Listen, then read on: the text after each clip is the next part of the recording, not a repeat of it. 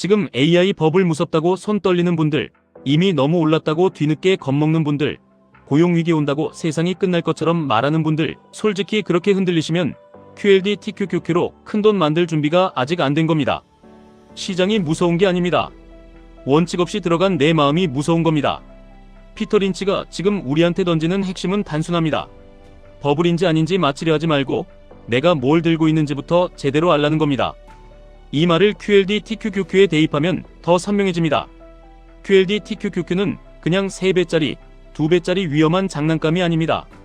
미국의 생산성, 기술 혁신, 기업 이익 성장, 그리고 장기 우상향하는 자본주의 엔진 위에 올라타는 도구입니다. 이 본질을 모르면 조정 때 던집니다. 이 본질을 알면 하락 때 모읍니다. 요즘 시장 보십시오. 다들 똑같은 말합니다. AI 버블이다. 밸류에이션 너무 비싸다. 일자리 다 날아간다. 지금 사면 꼭지다. 그런데 진짜 돈은 이상하게도 이런 공포가 가장 크게 떠다닐 때 만들어집니다. 피터 린치는 버블인지 아닌지 모르겠다고 했습니다. 이게 별거 아닌 말처럼 들리지만 사실 엄청난 말입니다. 왜냐하면 대부분의 사람은 모른다고 말하지 못합니다. 다 아는 척합니다. 곧 폭락 온다. 이제 끝났다. 무조건 더 간다. 이런 식으로 자신있게 떠들죠. 그런데 시장은 그런 사람들 자존심을 박살내면서 올라갑니다. 그래서 피터 린치는 예측보다 사실을 봤습니다. 지금 기업이 돈을 버는가? 지금 성장 스토리가 살아있는가? 지금 내가 산 이유가 여전히 유효한가? 이 세 가지를 붙잡았습니다. 여러분이 QLD TQQQ를 들고 있다면 똑같이 보셔야 합니다. 나스닥의 이익 성장, AI 인프라 투자, 빅테크 현금 흐름, 반도체 수요, 클라우드와 자동화 확산, 이게 살아있느냐? 그게 핵심입니다. 뉴스 헤드라인 공포가 핵심이 아닙니다. 많은 분들이 이렇게 말합니다. 너무 오른 것 같습니다. 지금 들어가면 늦은 것 아닙니까? 그런데 피터 린치는 월마트 사례를 들었습니다. 상장 후 10배 올랐어도 끝이 아니었습니다. 첫 이닝을 놓쳤다고 경기가 끝난 게 아니었습니다. 코스트코도 비싸 보였지만 성장 스토리가 멀티플을 정당화했습니다. 맥도날드도 다 끝났다고 했지만 유럽 확장이라는 팩트가 남아있었습니다. 이게 중요합니다. 주식은 많이 올랐다는 사실 하나만으로 끝나지 않습니다. 앞으로 얼마나 더 벌 수 있느냐가 진짜 질문입니다. QLD TQQQ도 마찬가지입니다. 이미 올랐다고 끝난 게 아닙니다. 미국 기술 기업들이 앞으로도 더 큰 이익을 만들 수 있느냐, AI가 장난이 아니라 실제 생산성 혁명으로 이어지느냐, 반도체와 소프트웨어와 데이터 센터 투자가 한번 반짝하고 끝날 유행이냐, 아니면 수년짜리 구조적 변화냐, 여기에 대한 판단이 서면 중간에 많이 오른 것 같아 보여도 충분히 들어갈 수 있습니다. 반대로 아무 생각 없이 QLD TQQQ를 사면 안 됩니다. 이 부분이 진짜 중요합니다. 피터 린치는 자기가 이해 못하는 기술주는 안 샀다고 했습니다. 모르면 안 사는 겁니다. 이 원칙을 여러분도 가져가셔야 합니다.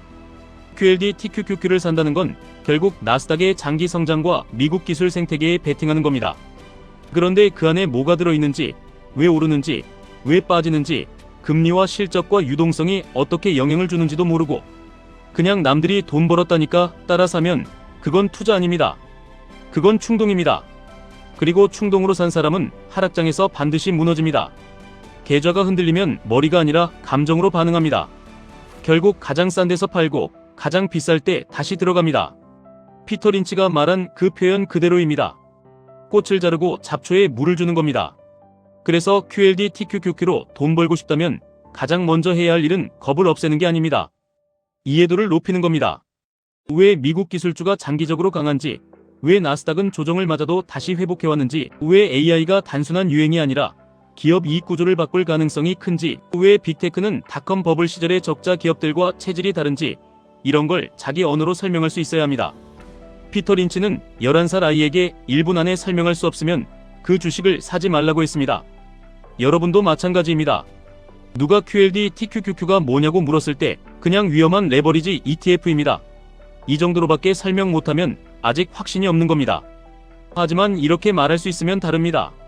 미국에서 가장 강한 기술 기업들의 성장에 집중 투자하는 도구이고 단기 변동성은 매우 크지만 장기적으로 혁신과 이익이 계속 쌓이면 큰 복리의 기회를 줄 수 있다.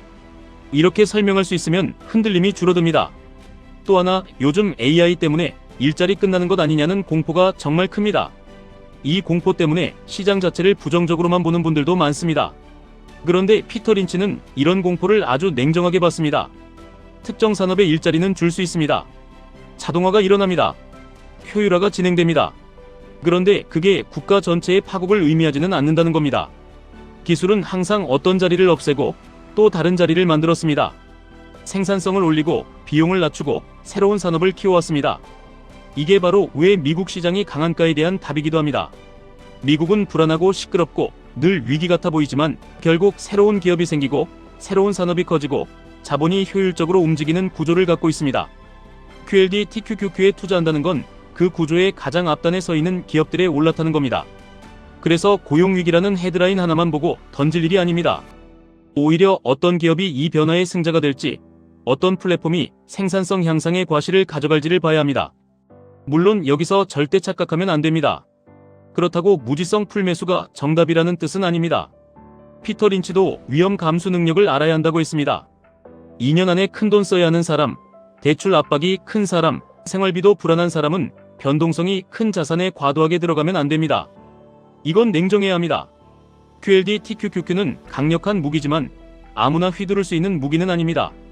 계좌가 하루 이틀 만에 크게 흔들려도 버틸 수 있는 현금 흐름, 생활비와 분리된 투자 자금, 그리고 하락장에서 추가 매수할 용기까지 있어야 합니다. 없으면 작은 하락에도 공포가 폭발합니다. 그러면 장기 복리의 도구가 아니라 정신을 갉아먹는 고통의 도구가 됩니다. 그러니 QLD TQQQ를 할 거면 먼저 자기 그릇부터 점검하셔야 합니다. 내 돈의 성격이 무엇인지, 단기 자금인지 장기 자금인지, 떨어졌을 때 버틸 수 있는지, 내가 정말 이해하고 있는지 이걸 봐야 합니다. 여기서 대부분이 망하는 지점이 하나 더 있습니다. 사람들은 늘 시장 조정을 예측하려고 합니다. 이번엔 다르다. 곧 무너진다. 여기서 현금화해야 한다. 다들 이런 생각을 합니다. 그런데 피터 린치는 조정을 대비하거나 예측하려다가 잃은 돈이 실제 조정으로 잃은 돈보다 더 많다고 했습니다. 이 말은 그냥 명언이 아닙니다.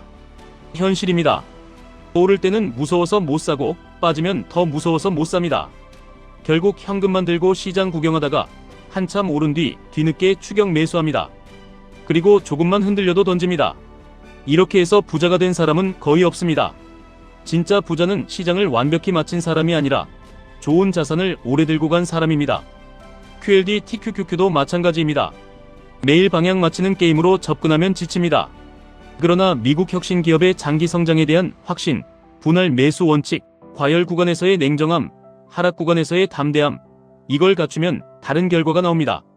그러면 지금 QLD TQQQ를 어떻게 봐야 하느냐? 저는 이렇게 정리하고 싶습니다. 첫째, 지금 시장이 비싸 보인다는 이유만으로 포기하지 마십시오. 비싼 자산이 계속 더 비싸질 수 있는 이유는 결국 이익과 성장입니다. 둘째, 아무 때나 몰빵하지 마십시오. 강한 자산일수록 흔들림도 큽니다. 분할로 접근해야 합니다. 셋째, 하락을 실패로 보지 마십시오. 내가 사는 이유가 멀쩡하면 하락은 계획을 실행하는 구간입니다. 넷째, 뉴스보다 기업을 보십시오. 금리, 버블, 관세, 고용공포, 이런 건 소음이 될 때가 많습니다. 진짜는 기업의 이익, 현금 흐름, 경쟁력, 그리고 성장 스토리입니다. 다섯째, 본인이 설명할 수 없는 종목과 구조는 욕심내지 마십시오. 결국 가장 오래가는 사람은 가장 많이 하는 사람이 아니라 자기가 아는 범위 안에서 끝까지 버티는 사람입니다. 그리고 여기서 QLD TQQQ를 무조건 찬양하자는 이야기를 하고 있는 게 아닙니다. 오히려 반대입니다. 제대로 알고 쓰자는 겁니다. 피터 린치는 화려한 것만 쫓지 말라고 했습니다. 모두가 주목하는 가장 뜨거운 종목만 따라다니지 말라고 했습니다. 그 말은 QLD TQQQ를 살 때도 적용됩니다. QLD TQQQ를 사더라도 결국 그 안의 본주, 그 안의 생태계, 그 안의 기업 이익 구조를 봐야 합니다. 단순히 3배니까 빨리 부자 될 것 같아서 산다. 이건 제일 위험한 생각입니다.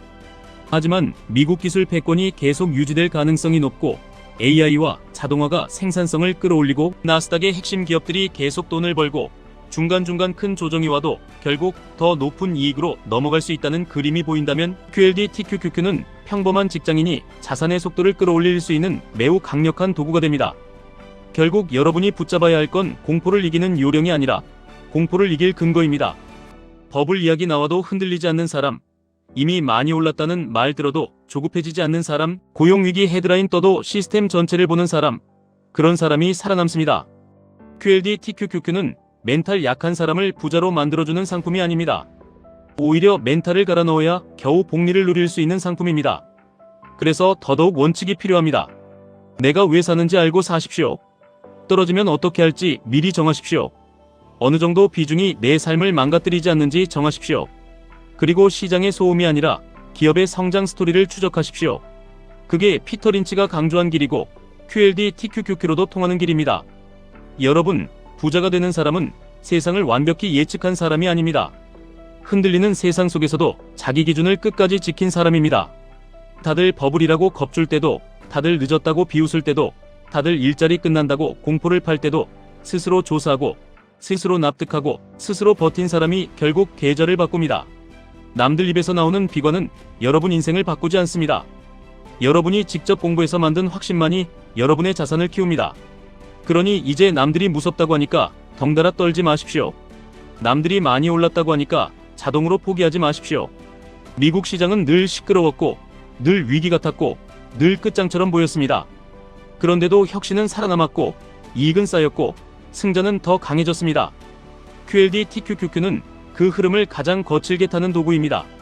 무섭다고 도망치면 평생 남의 수익률 구경만 하게 됩니다. 제대로 알고 제대로 버티고 제대로 모으면 여러분 인생의 속도는 완전히 달라질 수 있습니다. 지금 여러분에게 필요한 건 완벽한 타이밍이 아닙니다. 완벽한 각오입니다. 완벽한 예측이 아닙니다. 흔들려도 안 꺾이는 기준입니다. 오늘부터라도 바꾸십시오. 뉴스 소비자에서 기업 분석하는 투자자로, 공포에 반응하는 사람에서 원칙대로 움직이는 사람으로, 단기 가격에 흔들리는 사람에서 장기 성장에 베팅하는 사람으로 바꾸십시오. 그 전환이 일어나면 QLD TQQQ는 단순한 ETF 티커가 아니라 여러분의 시간과 용기를 레버리지하는 무기가 됩니다. 피터 린치가 말한 것처럼 주식시장은 언제나 흔들립니다. 그러나 좋은 자산을 이해하고 오래 보유하는 사람에게 시간은 결국 편이 됩니다. 그리고 그 시간을 내 편으로 만드는 순간 평범한 월급으로도 인생은 뒤집힐 수 있습니다. 지금까지 1분 투자 하이젠버그였습니다.